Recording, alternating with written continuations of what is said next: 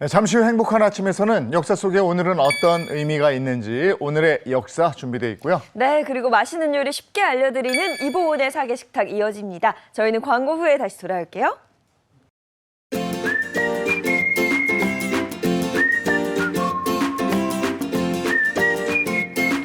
안녕하십니까. 행복한 아침 이재용입니다. 안녕하세요, 장예은입니다. 오늘은 7월 18일 목요일이고요. 비가 너무 많이 내려서 비 피해가 걱정되는 아침입니다. 네. 오늘 저희는 이번의 사계식탁 그리고 오늘의 역사 이렇게 준비해놨습니다. 네, 오늘의 역사에서는 지금 이 시기 과거에는 어떤 일이 있었는지 역사 속으로 들어가 보겠고요. 이어지는 이보은의 사계식탁에서는 아주 향긋한 호박잎으로 만드는 두 가지 요리 준비했습니다.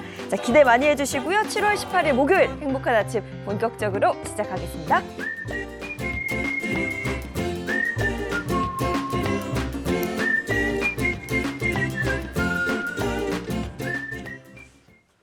네, 화제 이슈를 발빠르게 전해드리는 모닝 브리핑부터 시작하겠습니다. 장윤미 변호사와 함께합니다. 어서 오세요. 네, 안녕하세요. 네, 첫 번째 이슈부터 전해주시죠. 네, 첫 번째 이슈입니다. 밤새 중부지방을 중심으로 집중호우가 계속됐는데요. 특히 어제는 올해 첫 호우, 긴급 재난 문자가 발송될 정도로 여러 곳에서 위기 상황이 발생을 했습니다.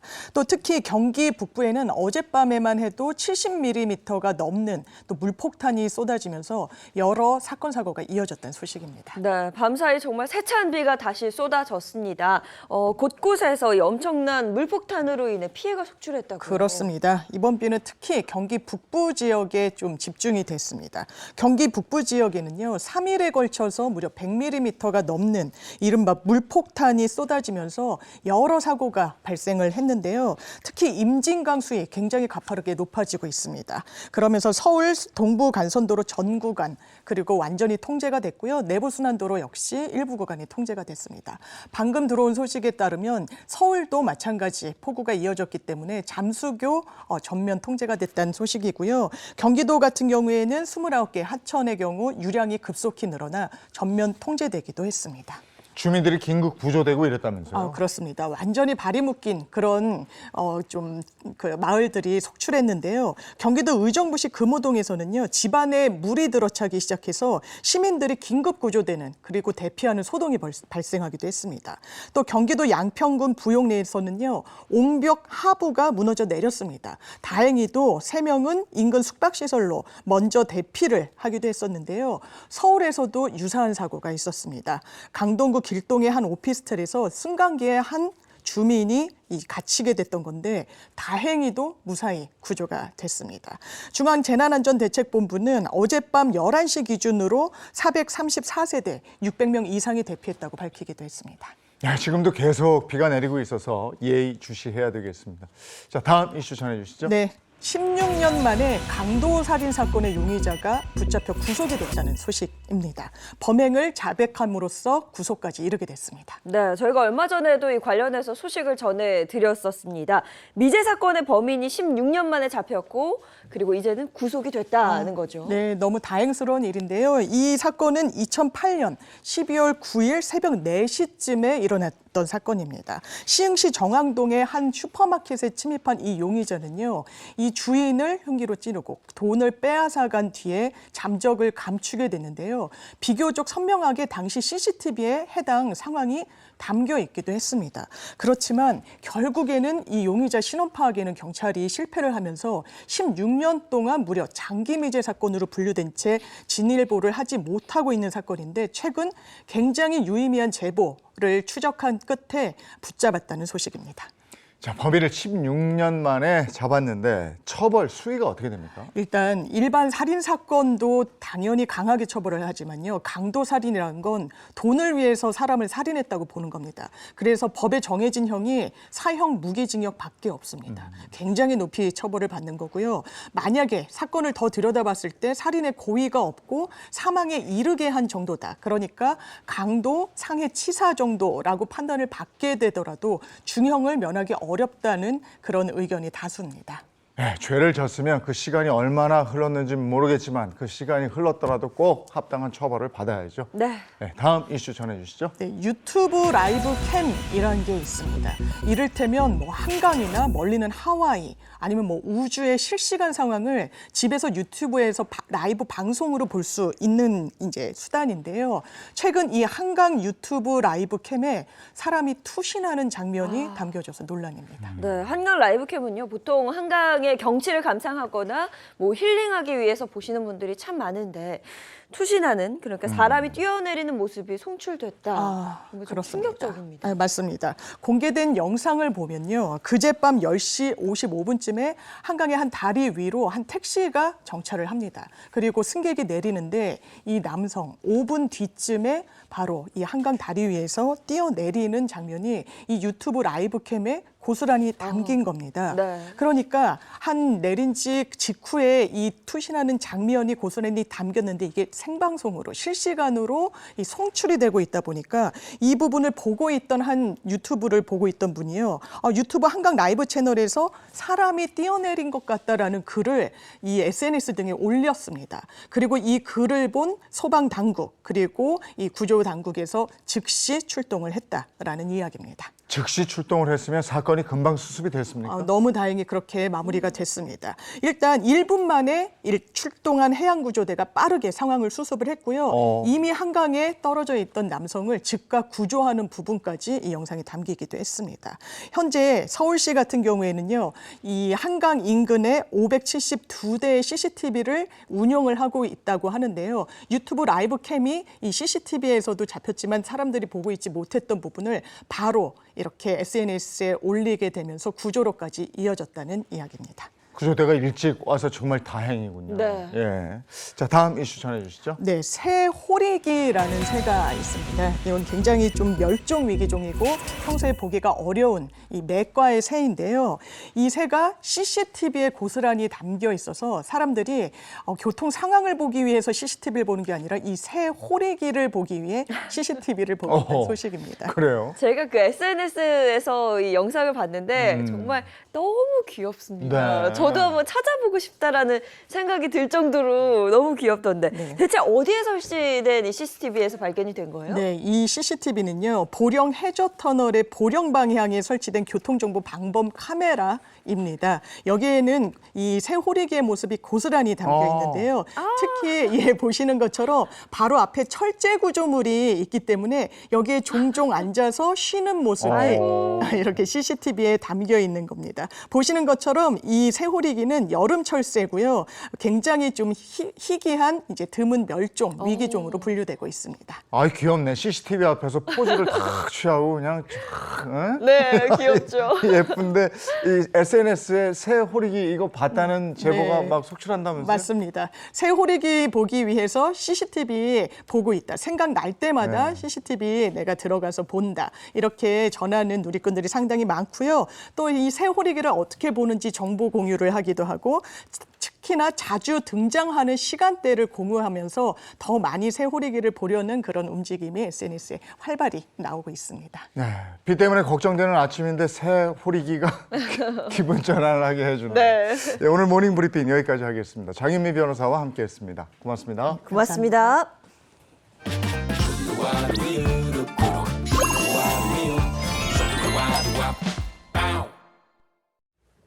요즘 밥상을 보면 하시는 얘기가 야, 이거 고기보다 상추가 비싸가지고 상추 많이 양껏 싸서 못 먹겠다. 이게 김이 아니고 금이다. 네. 이런 말씀들을 많이 하시면서 진짜 월급 빼곤 다 오른다 이러잖아요. 맞습니다. 올라도 너무 오른 물가 때문에 고민인 분들 정말 많으시고요. 자영업자들의 이 고물가에 손님마저 뚝 끊기면서 그야말로 긴급 상황이다. 정말 위급한 상황이다. 뭐 이런 말까지 나오고 있습니다. 그러나 언제나 위기 속에서 더욱 강했던 대한민국이죠. 그래서 오늘 위기 속에서 꽃을 피운 소상공인들의 비법을 한번 담아봤습니다. 영상 함께 하시죠. 월급 빼고 다 오른다는 요즘 물가. 고물가 압박 속 외식 물가도 3년째 오르며 사람들의 지갑도 가게들의 문도 닫게 만들었는데요. 자영업자에게 닥친 최대 위기. 그들을 구할 방법은 없는 걸까요? 충청북도 청주시의 명물이자 핫플이라는 곳을 찾아온 제작진. 잠깐만요, 목욕탕이라고요? 안녕. 헬로. 떼수건들이 입구부터 반겨주는 이곳은 아무리 봐도 목욕탕 맞죠? 남탕인데 들어가도 되는 거야? 되는 거야?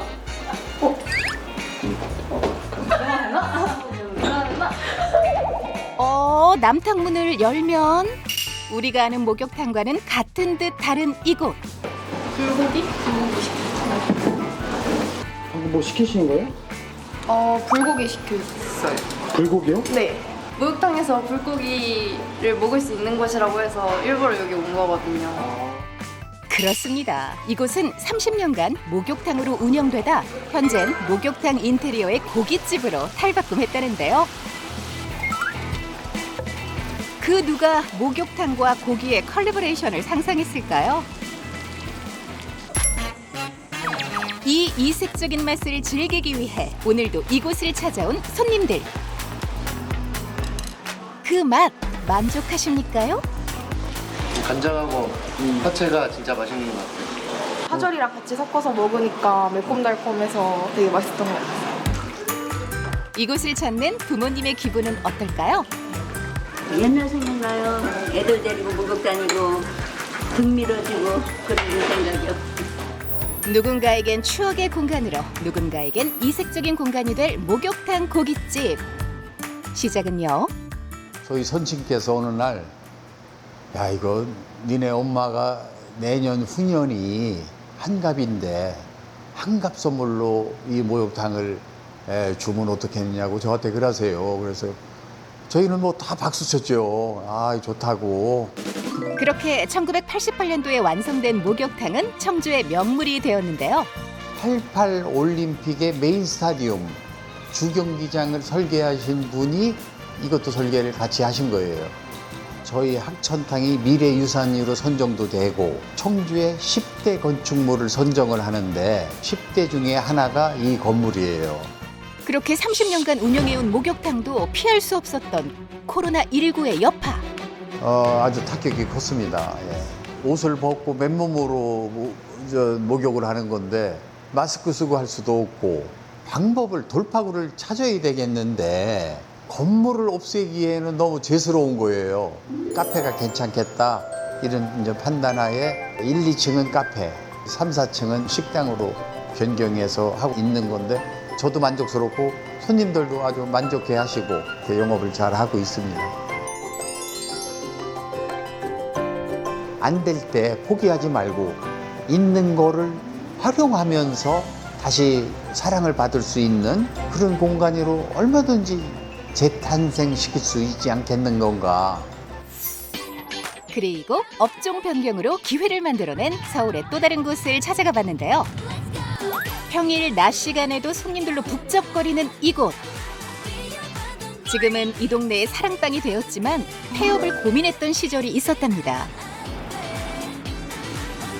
2006년도부터 지금까지 쭉 운영을 했는데 이불 가게 했다가 지금 이제 카페로 바꾼 지 만 6년차 되고 있습니다. 같은 곳인 거죠? 여기 바닥에서부터 천장까지 그대로 이불 가게였던 것들 그대로 다 사용한 거예요. 그리고 위쪽에는 이불 위주로 팔고 장 같은 거 있었고 여기도 침대가 있었고 저쪽은 주방 컨셉으로 제가 소품 종류를 좀 팔았었거든요. 그래서 그런 소품도 거의 다 그대로 재사용하고 있고 브랜드 이불에 밀리며 홈메이드 이불이 사양산업이라 여기던 송은주 사장은 수제 케이크를 겸한 카페로 업종 변경을 결심합니다. 그리고 이곳은 얼마 후 동네 사랑방이 되었다는데요. 여기는 거의 이틀에 한 번 정도는 꼭 오거든요. 케이크도 맛있고 오면 가면 꼭 들르는 집이거든요. 그야말로 여기가 이제 동네 사랑방인 거죠. 이미지가 잡힌 것 같아요. 약간 멀티샵 분위기 비슷한 카페로. 그래서 지금은 만족하고 있어요, 저는.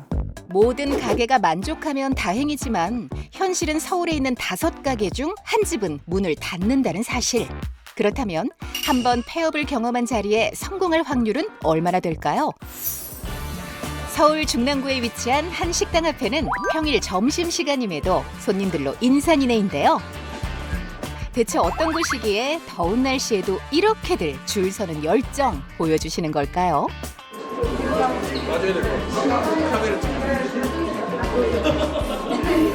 뭐 드시러 오셨어요? 순대국밥 먹으러 왔는데요. 근데 왜 안 들어가고 계세요 이렇게? 여기 사람이 많아서 밀려서 못 들어가요. 정말로 가게 안은 손님들로 만석. 더 놀라운 사실은 이곳이 문을 연 지 채 5개월도 되지 않았다는데요. 어떻게 짧은 시간 안에 사람들의 입소문을 타고 맛집으로 자리 잡을 수 있었을까요? 그 비밀은 사장님만 아시겠죠? 안녕하세요. 네, 안녕하세요. 사장님 아니시죠? 네, 제가 순대국밥 사장님입니다.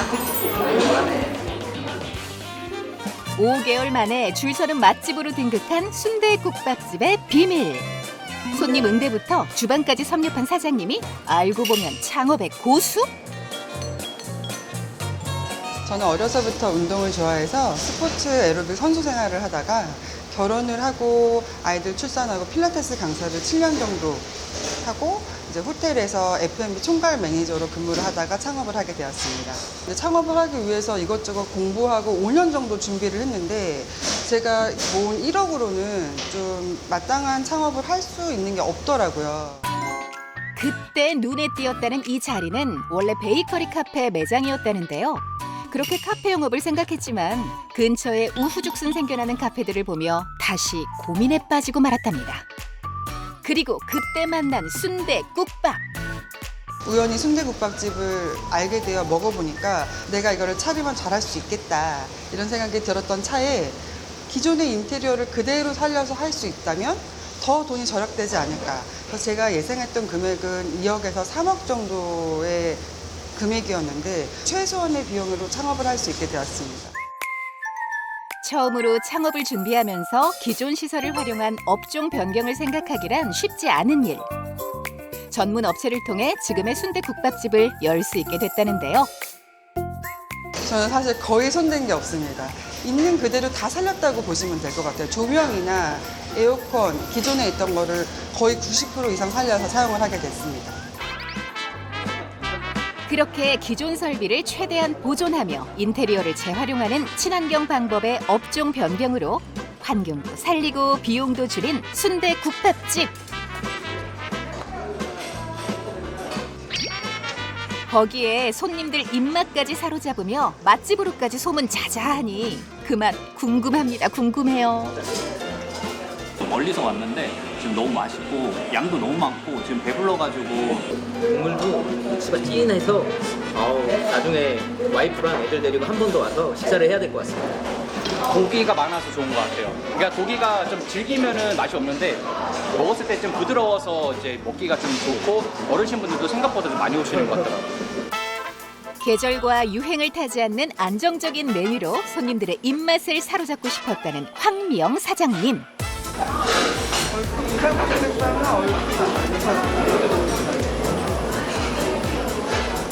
그런데 이 역시도 기본적인 요리 실력이 있었기에 지금의 맛을 내는 게 가능한 거 아닐까요? 저는 솔직히 이유식도 할 줄 몰라서 이유식도 요리책을 사서 보고 만들었던 사람인데요. 본사에서 워낙 매뉴얼이 잘 돼 있다 보니까 누구나 쉽게 접근할 수 있을 것 같습니다. 저녁까지도 식을 줄 모르는 순대국밥집의 열기. 이곳엔 순대국밥 외에도 손님 취향 저격할 편백찜 정식이나 아이들도 좋아하는 햄버거 스테이크도 준비 완료. 그리고 매콤해 보이는 이 국물 요리는요. 저녁 식사 되면서 아주 곱창 중을 추천합니다. 아주 좋습니다. 다양한 메뉴로 밤 손님까지 사로잡으며 매출을 극대화한 순대국밥집. 저의 바램과 목표가 있다면 지금처럼 즐겁고 행복하게 열심히 일을 해서 내년에는 2호점, 내후년에는 3호점까지 오픈할 계획을 갖고 있습니다. 힘들어 포기하고 싶은 순간도 많습니다. 그러나 뜻이 있는 곳에 길이 있다고 늘 말하죠. 끝이 아니다. 새로운 시작이다. 모든 자영업자가 다시 웃을 그날을 꿈꿔봅니다. 같이 힘냅시다.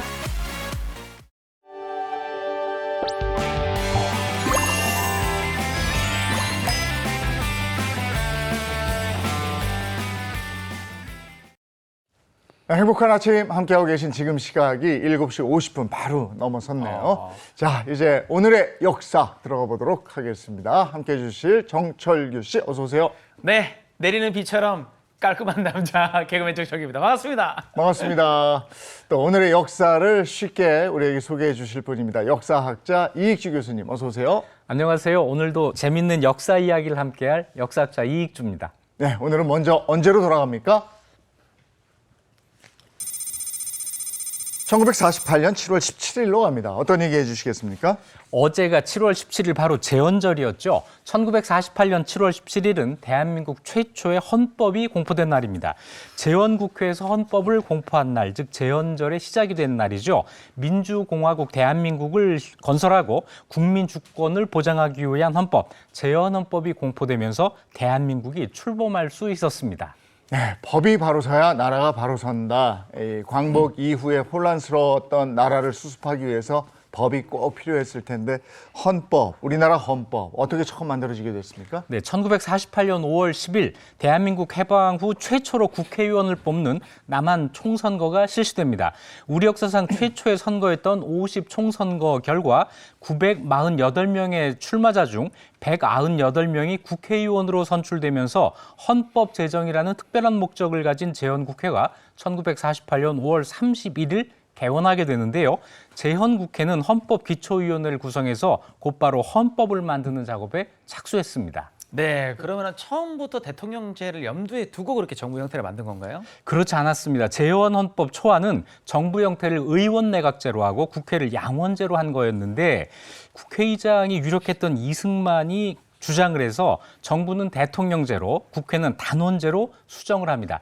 단원제라고 하는 것은 의회를 상원과 하원 이렇게 둘을 두지 않고 지금 우리 국회처럼 하나만 두는 것을 뜻합니다. 이 헌법안은 1948년 7월 12일 국회에서 만장일치로 통과가 됐고 7월 17일에 공포됐습니다. 온 국민이 열망했던 우리 정부를 수립하는데 하루가 급한 상황에서 닷새를 흘려보낸 이유는 조선 왕조의 건국일과 맞추기 위해서였다는 설이 있는데요. 1392년 7월 17일이 조선 왕조 건국일입니다. 태조실록을 보면 이성계가 수창궁에서 왕위에 올라 새 왕조를 개창했다라는 말이 7월 17일 기사에 나옵니다. 남북으로 분단되어 있는 상황에서 남한이 조선 왕조의 법통을 이어받았다는 의미로 과거 역사와의 연속성을 염두에 뒀다는 이야기죠. 하지만 옛날 기록 속의 날짜는 음력이어서 태조실록의 7월 17일은 양력으로 환산하면 그해 8월 5일이 됩니다. 그래서 양력 날짜와 맞진 않는 거죠. 네. 그럼 제헌절이 국경일로 지정된 건 언제부터였어요? 네, 1948년 7월 17일에 헌법이 공포되고 1년 후인 1949년부터 제헌절이 국경일로 지정됩니다. 지금도 국경일이죠. 하지만 아쉽게도 2008년부터 국경일이긴 하지만 공휴일에서는 제외가 됐습니다. 그럼 초대 대통령으로 이승만 대통령이 뽑혔는데 이건 어떻게 진행이 됐습니까? 이 제헌 헌법에 따라서 1948년 7월 20일 국회에서 대한민국 초대 대통령 및 부통령 선거가 실시됐는데요. 국회 출석위원 196명의 무기명 투표 결과 이승만이 180표를 얻어서 압도적인 지지로 당선이 됐습니다.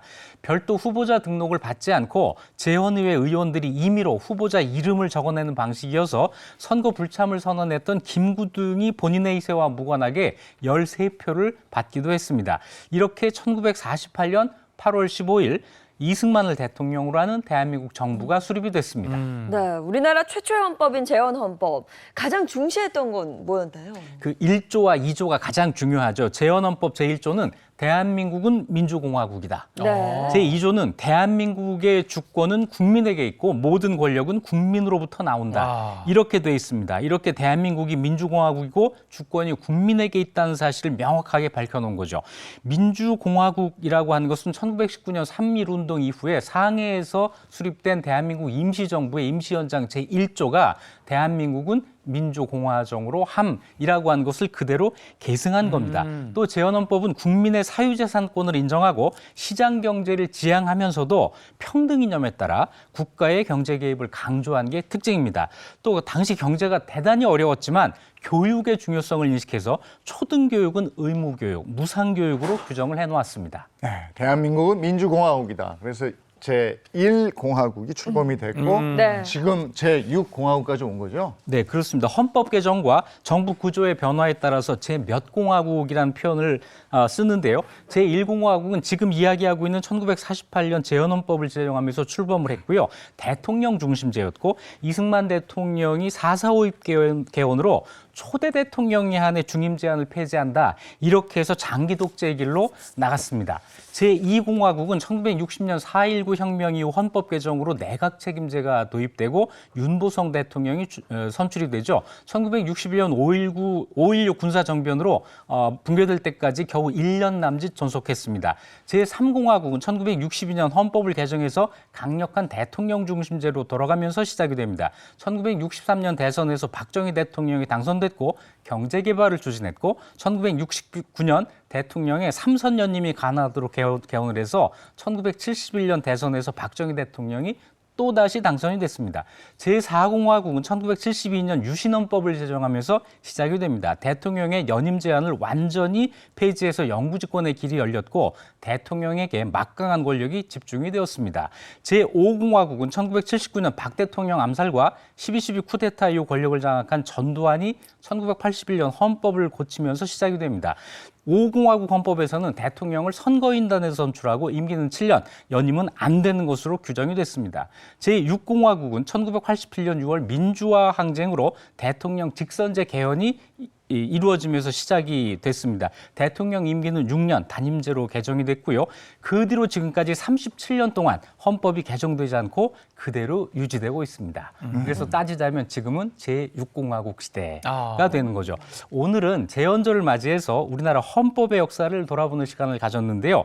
헌법 제1조 제1항 대한민국은 민주공화국이다라는 이 문구의 의미와 정신을 다시 한번 되새겨봤으면 좋겠습니다. 네, 알겠습니다. 이제 다음 역사로 가보겠습니다. 1955년 7월 17일로 갑니다. 어떤 얘기 해주시겠습니까? 네, 헌법 공부 많이 했으니까 이제 노는 얘기를 좀 해야겠습니다. 네. 1955년 7월 17일은 세계 최초의 테마파크 미국 캘리포니아의 디랜드가 개장한 날입니다. 야. 디랜드. 네, 이 디랜드 애니메이션 제작자 월트 디즈니의 직접 감독하에 설계된 테마파크로 미국 놀이문화의 상징과도 같은 곳인데요. 캘리포니아 디랜드의 성공 이후 미국 플로리다, 일본 도쿄, 프랑스 파리, 중국의 홍콩, 상하이 등지에 건설되면서 전 세계 수많은 방문객들이 방문하고 있습니다. 네. 전 세계인들의 꿈의 공간이죠. 네. 디랜드. 네. 거기 가면 미키마우스, 미니마우스, 인어공주, 백설공주 다 볼 수 있고 수많은 캐릭터들과 만나고 또 놀이동산에서 뭐 재밌는 거 타고 볼거리도 많고 꼭 가보고 싶은 곳인데 아직도 못 가봤습니다. 저 네. 어른들도 가보고 싶은 곳이에요. 맞습니다. 네. 정말 다양한 캐릭터들을 만날 수 있는 이곳 디랜드. 지금은 뭐 우리가 익숙하다고 느끼지만 당시만 해도 정말 상상하기 힘든 일이었을 것 같은데 처음에 어떻게 만들어지게 됐을까요? 네, 만화가로 성공한 월트 디즈니가 LA 한 공원에서 딸들과 회전 목마를 타다가 어른과 아이가 함께 즐길 수 있는 놀이공원이 있으면 좋겠다는 생각을 했습니다. 당시 미국의 놀이공원들은 주로 성인들을 위한 오락거리 위주였고 가족이 함께 즐길 수 있는 곳이 없었던 거죠. 또 다른 한편에서는 많은 팬들이 월트 디즈니에게 스튜디오를 직접 방문해서 캐릭터들과 함께 사진을 찍고 싶다는 편지를 많이 보냈다고 합니다. 이 편지를 보고 영화 스튜디오의 방문객들을 위한 오락거리가 별로 없다는 점을 깨닫고 미키마우스 공원을 구상을 했다고 하는데요. 초기에는 보트와 여러 테마 공간이 있는 조그마한 공원을 기획했지만 점점 더 거대한 규모의 계획으로 발전을 해나갔습니다. 네, 월트 디즈니의 디랜드. 이 뭐 어마어마하잖아요. 투자자들이 초반에 좀 많이 투자를 했을 것 같은데. 그런데 그랬을까요? 놀랍게도 그러질 않았습니다. 월트 디즈니는 투자자들 많이 찾아다녔는데 모두 거절을 당해요. 그러자 디즈니는 TV를 이용하자 이렇게 생각을 하고 ABC 방송에 디즈니 쇼를 만들어서 방송을 했습니다. 방송국 측에서는 그 답례로 새로운 공원건설에 재정 지원을 약속을 하게 되죠. 이래서 캘리포니아 디랜드는 1954년 7월 18일 건설을 시작했고요. 정확히 1년 후인 1955년 7월 17일 언론 매체에 먼저 공개한 후 다음 날 공식 개장을 했습니다. 개장식에 사회자들이 여럿 있었는데 그중에 아주 유명한 사회자가 있었습니다. 나중에 미국 대통령이 되는 로널드 레이건이 이때 사회를 받습니다. 그래요? 네. 행사는 전국에 방송이 됐고 그 당시 미국 인구가 1억 6,500만 명이던 시절에 7천만 명이 개장식을 시청을 했다고 어휴. 합니다.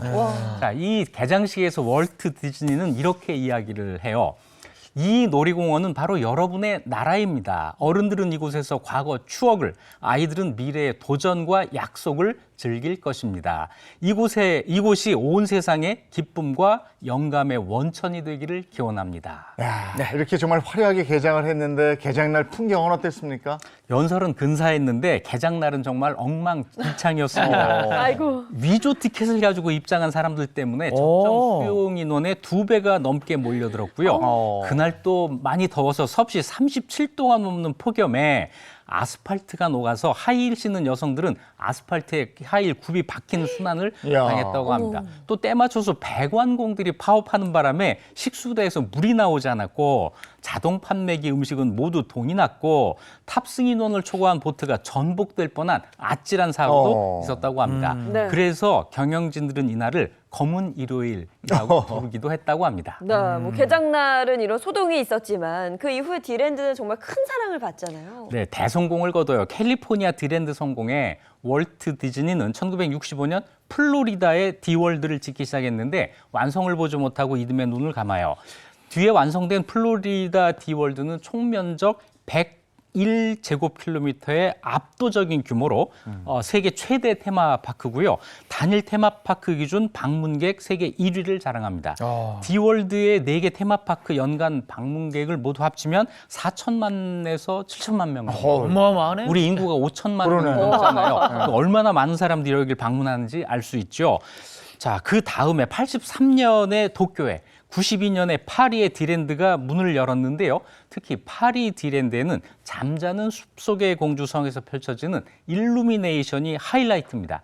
형형색색의 불꽃과 다양한 캐릭터들, 영화 배경음악이 성을 감싸면서 눈을 뗄 수 없게 만드는데 실제로 이 일루미네이션을 보고 눈물을 흘리는 사람까지 있다고 합니다. 2005년엔 홍콩, 2016년엔 상하이 디랜드가 개장하면서 전 세계 6곳의 디랜드가 지금 있습니다. 자, 어른과 아이들 모두 동심으로 돌아가게 해주는 디랜드. 언젠가 우리나라에도 이보다 더 좋은 테마파크가 만들어지기를 기대해 봅니다. 네. 야, 전 세계 6곳의 디랜드가 있는데 아직 한 곳도 못 가봤네. 다음 역사로 가보겠습니다. 1969년 7월 21일로 갑니다. 어떤 얘기 해주시겠습니까? 네, 1969년 7월 21일은 우리나라 제1호 고속도로 경인고속도로가 전 구간 개통한 날입니다. 인천시와 부천, 서울시까지 이르는 경인고속도로가 개통되면서 고속도로 시대가 열렸고요. 우리나라의 고속 성장 시대를 이끌게 됐습니다. 고속도로가 없던 시절은 지금 상상이 안 되는데 처음에 어떻게 생긴 거예요? 우리나라에서 고속도로 건설이 논의되기 시작한 게 1960년대 초입니다. 당시 1962년부터 제1차 경제개발 5개년 계획이 시작이 됐는데요. 1964년에 박정희 대통령이 서독을 방문해서 시속 160km로 달리는 아우토반을 경험을 해요. 이후 한국에서도 고속도로에 대한 관심이 높아졌습니다. 특히 정부가 추진하던 경제개발을 효과적으로 달성하기 위해서는 수송 부분에서 획기적인 개선이 필요했는데 수도 서울과 인접해 있고 항구를 끼고 있는 인천, 그 인천과 서울의 도로 고속화가 절실한 상황이었습니다. 네, 당시 공사가 쉽지만은 않았을 텐데 굉장히 빠르게 진행됐다고요. 네, 정말 빨리 진행됩니다. 1967년 3월에 서울과 인천을 잇는 경인고속도로가 착공이 되는데 열악한 건설 장비와 반대 여론에도 불구하고 노선 확정에서 완공까지 단 19개월. 초단기간 내에 건설됩니다. 1968년 12월 21일에 일부 구간이 개통됐고 지금 이야기하고 있는 1969년 7월 21일에 전 구간이 개통되면서 우리나라는 세계 7번째 고속도로 보유국에 올랐습니다. 서울 인천 간 소요 시간이 1시간에서 18분대로 단축이 됐고 서울과 인천이 하나의 생활권으로 묶이게 되죠. 개통 당시 통행료는 150원이었습니다. 네, 이 경인고속도로가 개통이 됐단 말이죠. 그러면 이제 그 속가들은 어떤 게 있었을까요? 경인고속도로 수도권의 산업화를 앞당기는데 큰 역할을 하죠. 그래서 한국의 경제 발전에 디딤돌이 됩니다. 항만을 배후지로 하는 인천의 대규모 공업단지와 시설이 개발되고 도로 시설과 연계되면서 수도권 주변 내륙 도시들과 유통 수요가 증가하고요. 또 운송 산업과 토목 기술을 축적을 하게 되면서 건설 산업이 해외로 진출하는데 큰 기반이 만들어지기도 합니다. 자, 대한민국 경제 발전을 이끈 수도권 물류의 대동맥이 되어준 경인고속도로. 지금은 만성적인 교통 정체와 함께 인천 도심 지역을 남북으로 양분해서 도시 단절 요인으로 지목되고 있는데요. 우리나라 최초의 고속도로인 만큼 그 의미를 다시 한번 되새겨볼 필요가 있겠습니다. 대단하네요. 서울에서 인천 소요 시간 1시간이었는데 18분이 됐어요. 이야, 네. 자, 다음 역사로 가보겠습니다. 1979년 7월 19일로 갑니다. 어떤 얘기 해주시겠습니까? 한국 스포츠에서 양궁을 빼놓을 수가 없죠. 1979년 7월 19일은 양궁 국가대표 김진호 선수가 세계 양궁 선수권 대회에서 여자 60m 더블 라운드 세계 신기록을 세운 날입니다. 예. 이때 세계 양궁의 신데렐라로 떠오르게 되는데요.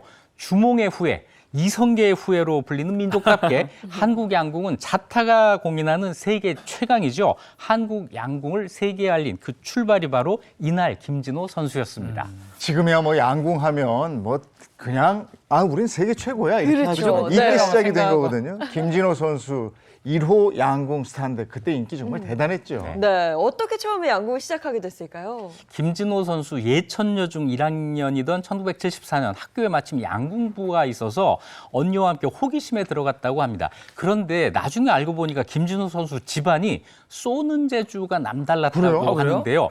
외할아버지가 사냥개 7마리나 데리고 다닐 정도로 산짐승을 잡는 데 이름난 포수였고 오빠가 둘 있었는데 군에서 사격을 잘해서 툭하면 포상 휴가를 나왔다고 합니다. 어떤 신궁 DNA가 있었던 거죠. 김진호 선수도 그 실력을 발휘하기 시작해서 고등학교 1학년 때 전국체전에 출전했는데 손가락이 부러졌는데도 우승을 따냅니다. 야, 어릴 때부터 신궁의 피가 흘렀는데 그러면은 언제 처음 국가대표 선발이 됐습니까? 고2 때 국가대표팀에 들어가서 1978년 방콕 아시안게임에 출전을 했는데요. 이때가 한국 양궁이 국제대회에 처음으로 출전한 거였어요. 김진호, 오영숙, 황숙주 선수가 팀을 이룬 여자 대표팀이 단체전에서 은메달을 따냈고요. 팀의 막내였던 김진호 선수가 한국 양궁 선수로서는 처음으로 아시안게임 개인전 금메달을 땁니다. 그때 스포츠 스타들이 메달 따면 카퍼레이드 필수잖아요. 네네. 고향 예천군에서도 카퍼레이드를 하면서 김진호 선수를 환영해 줬는데 예천과 김진호는 정말 뗄래야 뗄 수 없는 인연이 있죠. 지금 예천에 진호 국제 양궁장이라는 게 있습니다. 여기에서 세계 국제대회가 많이 열리고 외국 선수들이 여기에 와서 전지훈련도 많이 해요. 그렇군요. 예천이 세계 양궁의 메카입니다. 그리고 길을 좀 받고 싶어하는 게 있나 그게 보네요. 김진호 선수에서 비롯됐군요. 근데 이 금메달 신화의 시작이 그러니까 이때부터 시작이 된 거고 이때 김진호 선수가 근데 들고 나간 활이 놀랍습니다.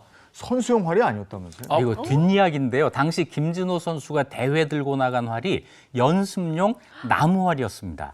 다른 나라 선수들은 장력이 좋은 경기용 활을 사용했는데 김진호 선수는 열악한 나무 활을 들고 경기에 나갔다는 거예요. 나중에 이렇게 회고를 합니다. 팔 힘이 약했던 내가 그 연습용 활로 금메달을 땄으니 지금 생각해도 너무 신기하다.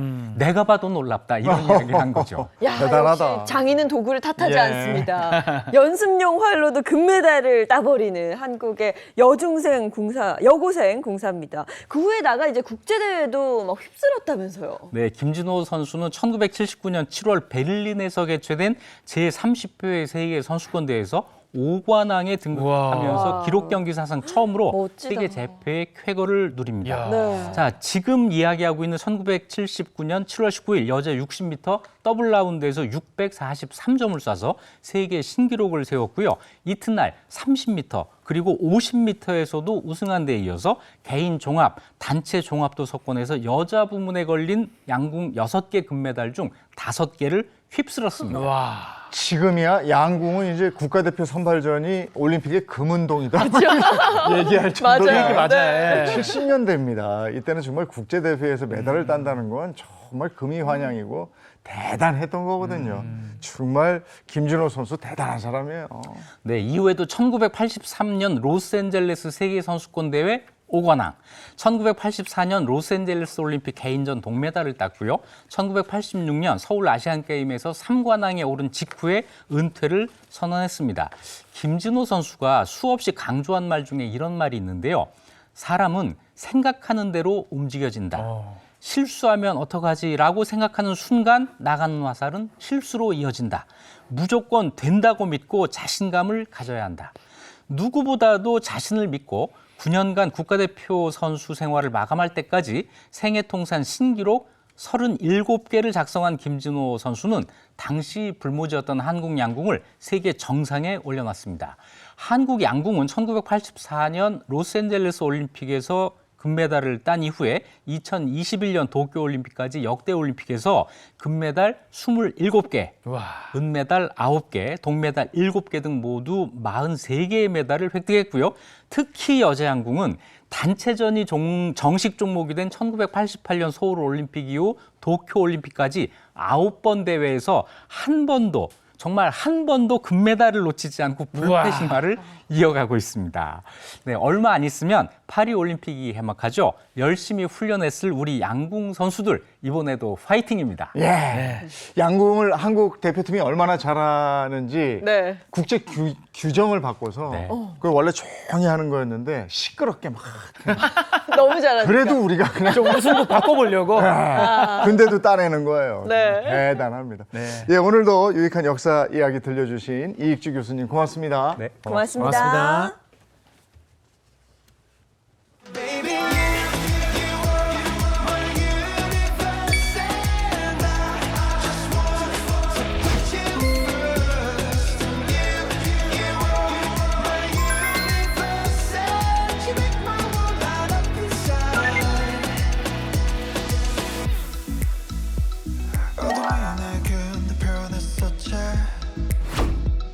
길어진 그림자 속에서 And they said that we can't be together Because we come from different sides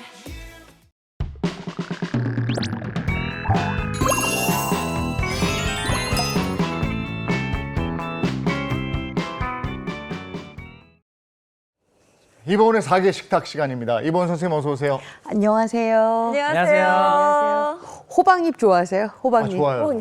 호박잎 너무 최고죠. 좋죠. 네. 지금이 호박잎이 완전 제철입니다. 아주 야들야들하고요. 부드러워서 호박잎 가지고 다양한 메뉴 많이 만들 수 있는데 이 호박잎이요. 섬유소도 많고 비타민도 굉장히 많고 일단 칼로리가 낮기 때문에 여름철에 아주 맛있게 먹을 수 있는 그런 식재료이기도 합니다. 제가요 오늘은요 그래서 제철 호박잎 요리를 준비를 했는데요. 2가지를 일단 준비를 했습니다. 이 호박잎이 호박잎 쌈만 생각하셨잖아요. 근데 시골 밥상 가면은요 이 호박잎 가지고 된장찌개 끓여놓고 된장국 끓여놓으면 굉장히 푸짐하면서도 투박해서 훨씬 더 구수하게 드실 수 있거든요. 그래서 제가 오늘은요 이 호박잎 가지고 된장찌개 하나 준비를 했고요. 또 하나는 호박잎 나물 드셔보셨어요? 나물로? 잘 못 먹어봤네요. 한 번도 못 드셔보셨죠? 네. 제가 오늘 정말 호박잎 나물 너무너무 맛있게 한번 만들어 볼 건데 이 호박잎 나물이요 굉장히 부드럽고 그다음에 약간의 호박잎이 거칠다고 생각하시잖아요. 한번 데쳐서 쓰면 훨씬 더 부드러운 맛 때문에 훨씬 맛있거든요. 그래서 호박잎 나물까지 2가지 알려드리도록 하겠습니다. 네, 우리 호박잎이라 그러면 또 쌈 싸먹는 거 생각했는데 맞아요. 호박잎으로 다른 요리를 만들어준다니까 기대가 많이 됩니다. 그렇죠. 네. 기대 많이 되시죠. 일단은 호박잎 손질을 먼저 하셔야 되는데요. 호박잎이 보통 이렇게 줄기까지 다 판매를 하십니다. 근데 대부분 호박잎 쌈 할 때 줄기를 떼어내시는 분들이 굉장히 많아요. 네, 맞아요. 근데 이 호박잎 줄기에요. 영양소가 훨씬 더 많이 들어있고요. 영양분이. 그다음에 이 호박잎 줄기가 한번 쪄지거나 익혀지면 굉장히 부드러워요. 그렇기 때문에 훨씬 더 맛있게 드실 수가 있어요.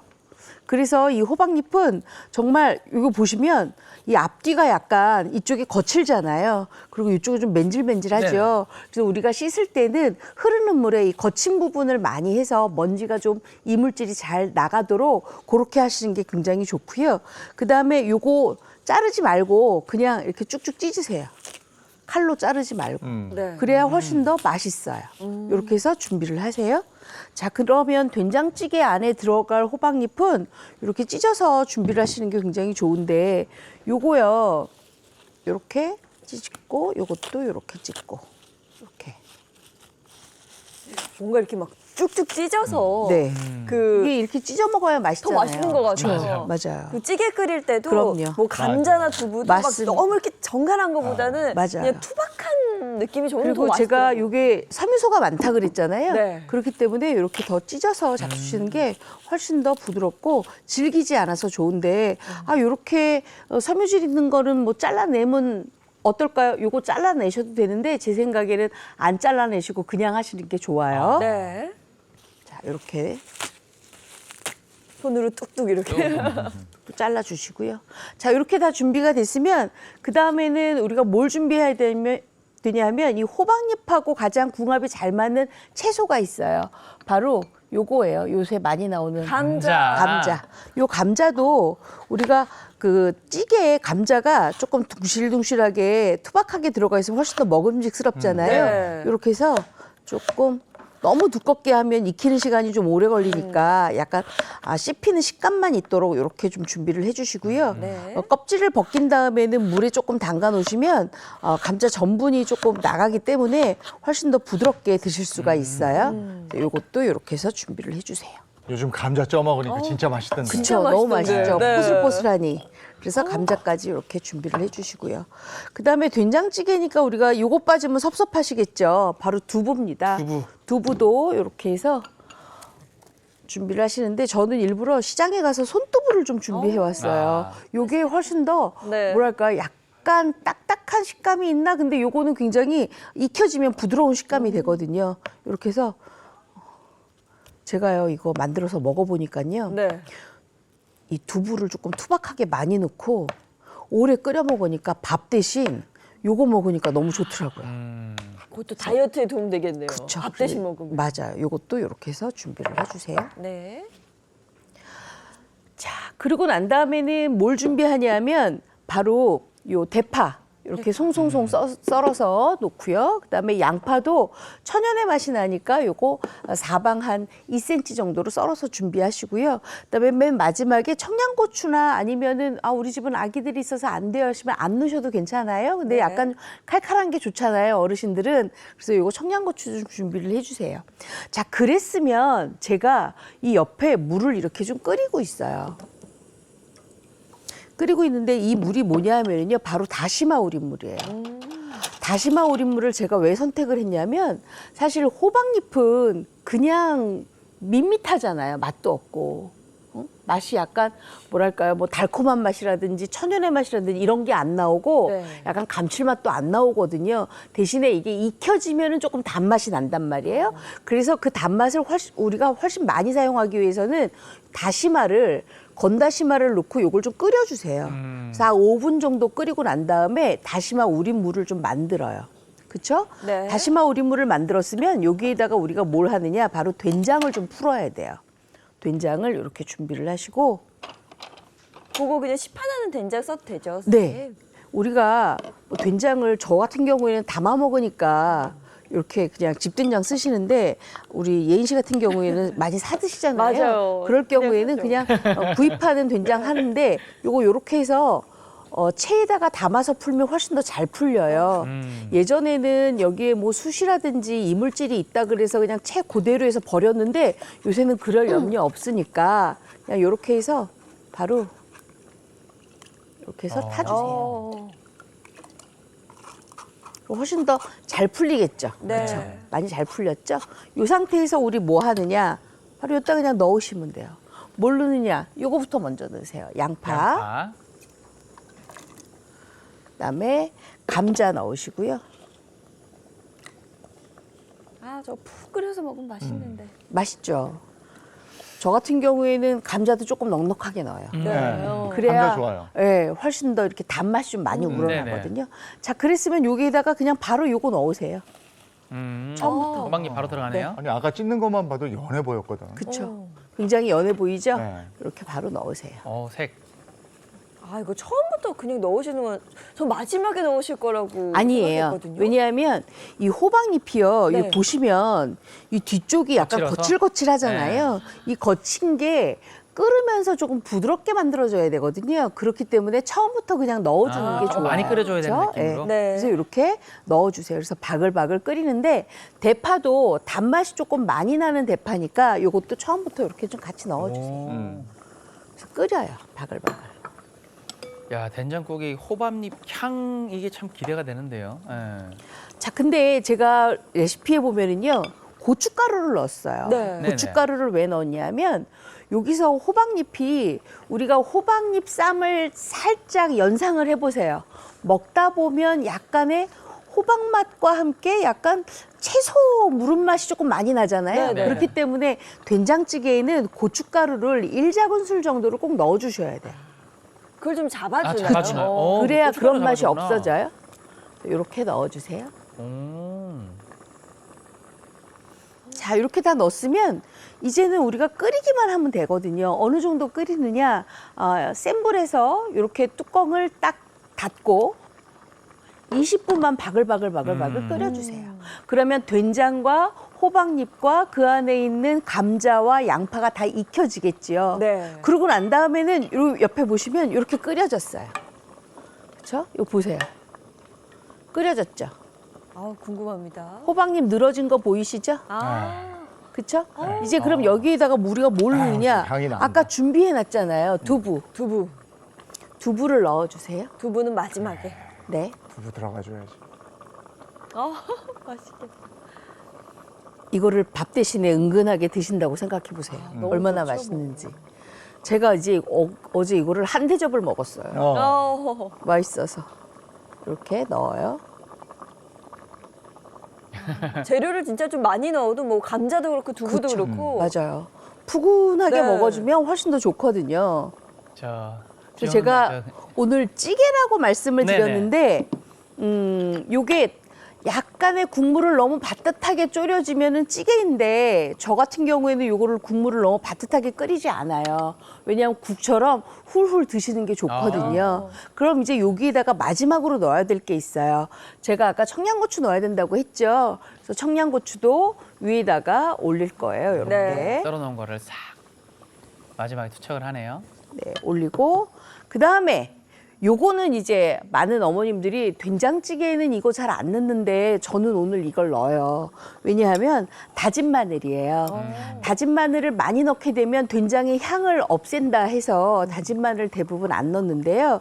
저 같은 경우에는 다진 마늘을 마지막에 아주 조금만 넣습니다. 이렇게 조금만, 한 1작은술만. 이렇게 해서 바글바글 좀 끓여주세요. 근데 간은 따로 안 한 것 같은데 뭐. 네, 된장으로 그냥 다 된장 그런 거예요? 3큰술에서 4큰술만 넣으면 된장 간으로 딱 맞아. 아, 그래요? 그리고 제가 이거를 그냥 두부랑 감자를 술술술 먹는다 그랬잖아요. 네네. 그래서 짜지 않아요. 더 좋네요. 그렇죠? 이렇게 해서 이제 끓였어요. 아우. 비 오는 날 따뜻한 된장 좋죠?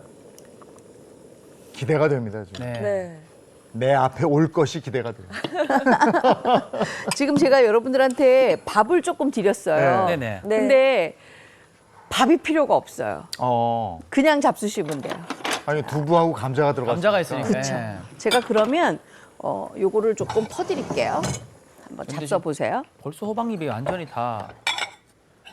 그렇죠. 20분 끓이고 네. 그 후에 이제 두부 넣고 그다음에 청양고추 넣고 네. 그다음에 다진 마늘 조금 넣었어요. 간을 하나도 안 했어요. 네. 자, 그랬으면 두부가 이제 뜨끈뜨끈하게 퍼졌으니까 제가 한번 떠볼까요?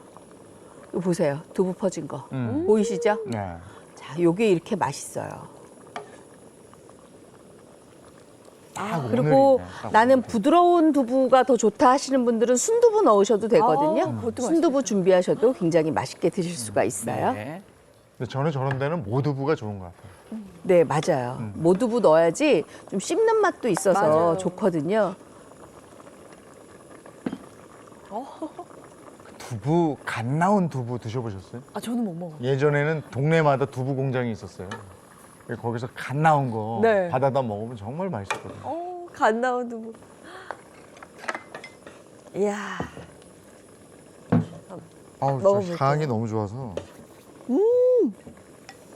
아마 벌써 그 감자랑 구수한 두부가 향이. 다 익혀져서 아유. 맛이 좋을 거예요. 지금 밥 필요 없다는 게 무슨 말인지 알겠어요. 그렇죠. 밥이 필요 없죠. 예, 짜지 않고 네. 약간 슴슴하게 해서 요거 그냥 퍼먹으면 될 수 있도록. 오. 아우. 어떠세요? 아우, 너무 좋은데요. 야, 이 된장잎 딱 맞아. 향하고 이게 딱 잘 어울리는 게. 네. 야. 감칠맛이 있고 그쵸. 딱 도는 게 네. 그 다시마 우린물. 다시마 우린물로 했기 때문에 그렇고요. 그다음에 호박잎도 익혀지면은 약간의 단맛이 나오잖아요. 그러네요. 그러니까 그 단맛을 조금 이용하시면 돼요. 호박잎도 되게 부드러운데요.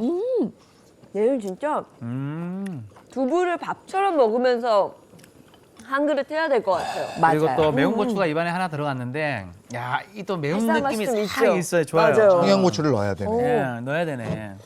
근데 이제 아이들 있는 집은 청양고추가 또 싫다고 할 수도 있으니까 아, 좋다. 그럴 때는 그냥 어른 거 먼저 청양고추 이렇게 딱 하고 아이들 건 따로 퍼놓는 게 좋겠죠. 어떠세요? 얼얼하니 좋죠? 아, 좋아요. 딱 오늘이야. 그렇죠. 지금처럼 비 오는 날 이렇게 뜨끈뜨끈한 거 잡수시면 좋은데 제가 왜 호박잎 가지고 이렇게 찌개를 끓였냐면요. 호박잎에 식이섬유가 굉장히 풍부해요. 네네. 그리고 비타민도 굉장히 풍부하기 때문에 이렇게 찌개로 잡수시면은 그냥 건강을 챙기는 듯한 그런 느낌이 들잖아요. 그러니까요. 예. 그리고 호박잎이 너무 그 적절하다는 게 드는 게 너무 흐물흐물하거나 풀어지지도 않고 그쵸. 그러면서도 그렇게 거칠거칠하지도 않아요. 네, 맞아요. 아, 이렇게 좀 뭉근하게 끓이는 게 훨씬 좋은데요? 야, 된장하고 호박잎 향이 참 잘 어울리는 것 같지 않아요?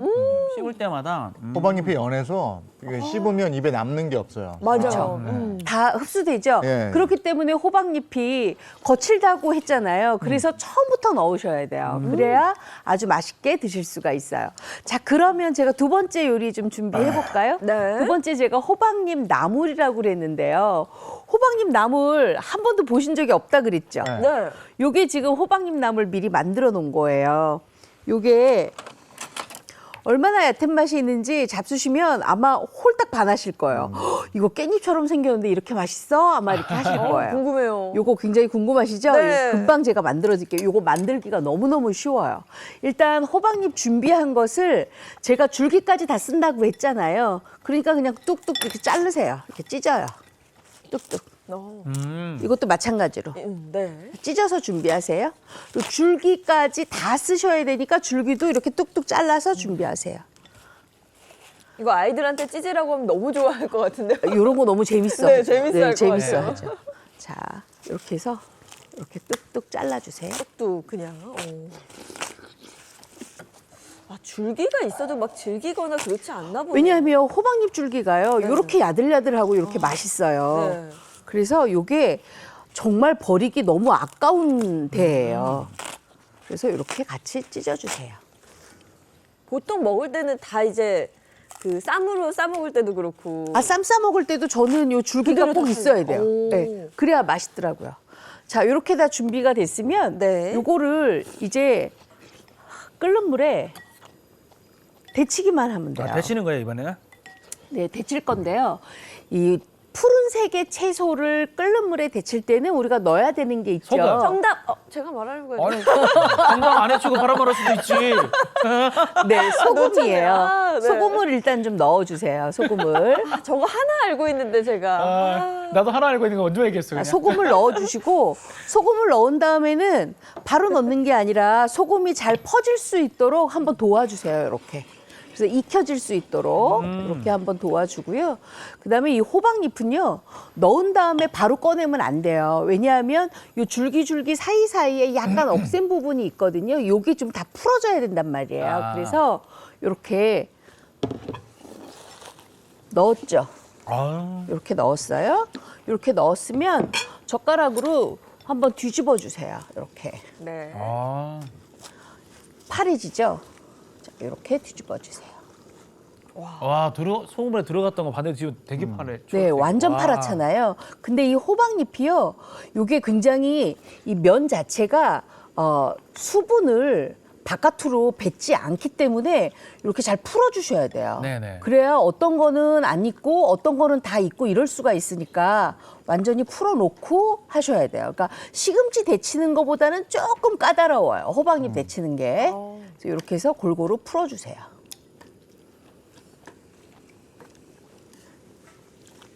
저 색감 살아난 거 보세요. 그렇죠. 이렇게 색감이 살아나야 좋아요.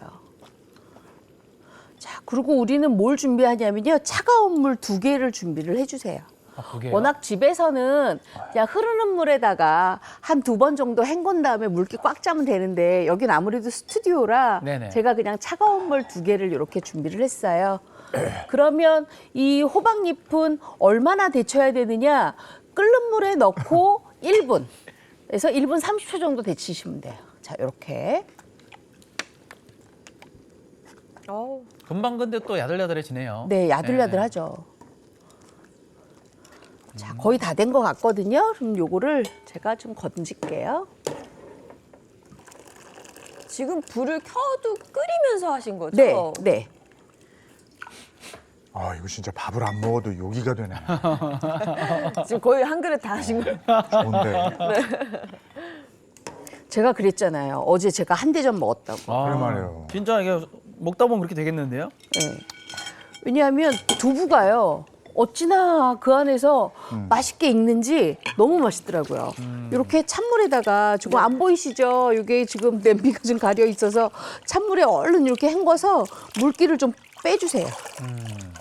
그걸 2번 정도 해주는 거예요? 네, 2번 정도 해주시면 돼요. 이렇게 또 그래서 2개를 준비했구나, 찬물을. 옆으로. 또 이렇게 해서 풀어서 열기를 금방 빼주셔야 돼요. 만약에 열기 안 빼주면 이 호박잎이 누렇게 돼요.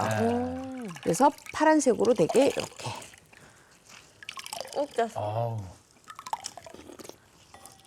야, 압축기 같아요. 이것도 이렇게 짜서 준비하세요. 색도 이쁘고. 예쁘죠? 네. 자, 그랬으면 우리가 아까 분명히 쭉쭉쭉 찢어서 했잖아요. 근데 그것을 이렇게 약간 풀어요. 약간 풀어서 이렇게 올려놓고 요거를 먹기 좋은 크기로 잘라요. 썰어주는구나.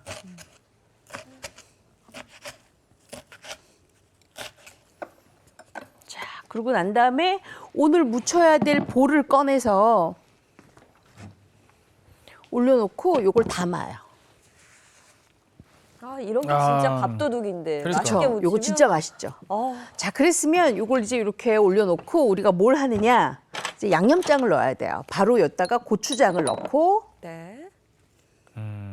이래 이제 무치기만 하면 끝인가 보네요. 네, 맞아요. 한 큰술 고추장 정도. 넣고 요거 한 큰술 넣으셔도 되고요. 1과 2분의 1 큰술 넣어도 되는데 제가 먹어보니까 한 큰술 넣는 게 딱 좋더라고요. 네. 제가 지금 간장을 쏟았어요. 그래서 요거 한 큰술 넣어야 돼요. 네. 한 큰술 넣어야 되는데 간장을 쏟았기 때문에 제가 좀 이따가 소금 간을 조금 더 할 거예요. 안 쏟았으면은 안 하는데 네. 제가 손으로 건드렸어요. 솔직하십니다. 그럼 이런 거 다 솔직하게 해야죠. 자, 그리고 고춧가루 반 큰술 넣고요. 그다음에 다진 파. 향긋하죠, 또. 네, 들어가면. 그리고 다진 마늘. 자, 그리고 제가 아까 소금 조금 네네. 넣는다 그랬잖아요. 소금 조금 넣어주세요. 그리고 요거 묻혀요, 조물조물. 좀 맛있게요. 저는 간혹 가다가 두부 데쳐서 두부도 여기다 같이 넣고 묻혀요. 그럼 맛있거든요. 으게 가지고. 네, 으깨서. 자, 이러고 난 다음에 여기다 뭘 넣느냐? 바로 참기름, 들기름 넣으세요. 들기름이 훨씬 더 맛있어요. 그리고 요거 바로 통들깨예요. 통들깨. 통통통 씹히는 맛이 있겠죠. 그리고 요거 들깨가루예요. 들깨가루. 거피 낸 고소하겠다. 것까지. 이렇게 해서 무조건 묻혀주세요. 맛있죠. 야.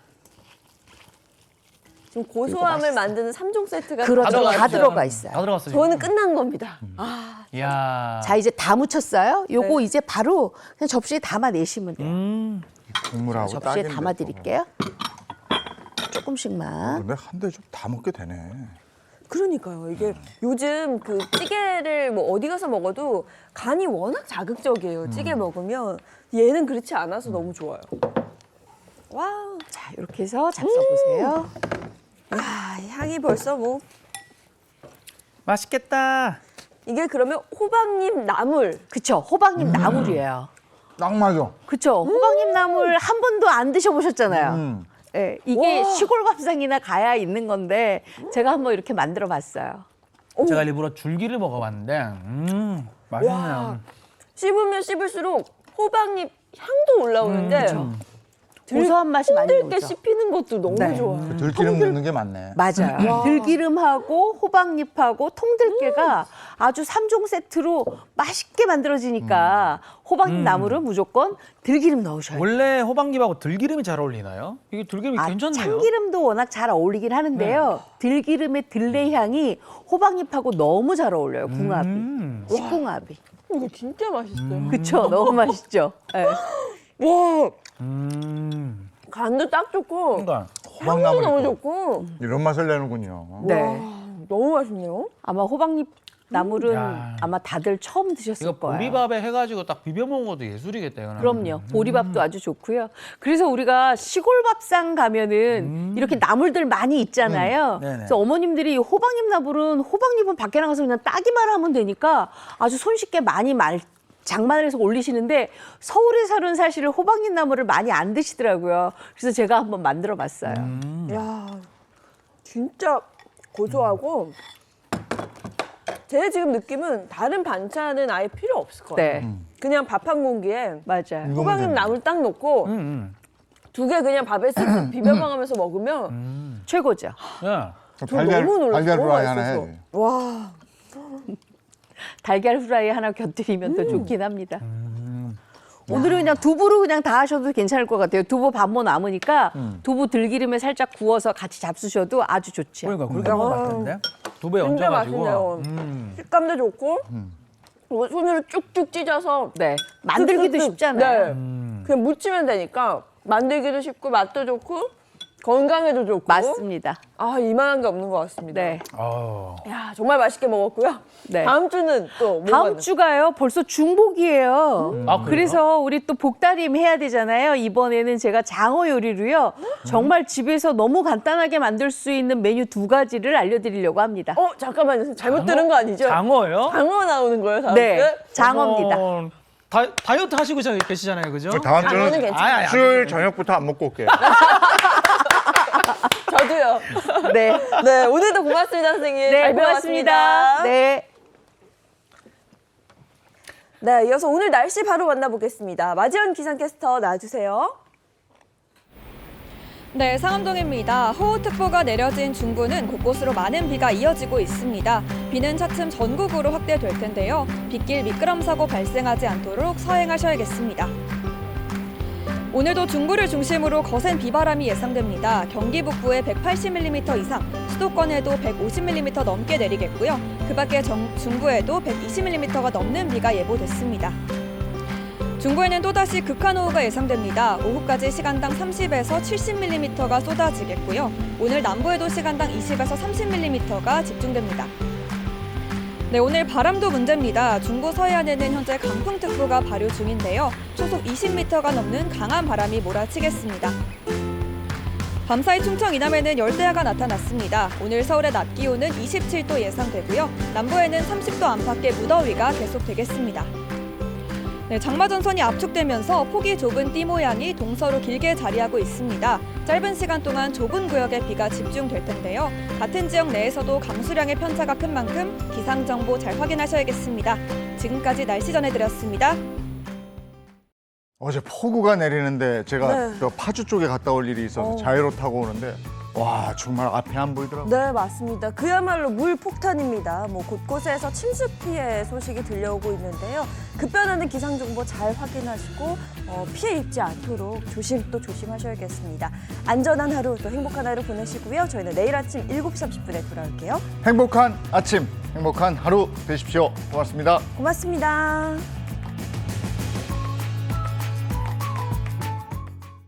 즐겨봐, 너의 세상. 플레이 더 넥스트 채널 A.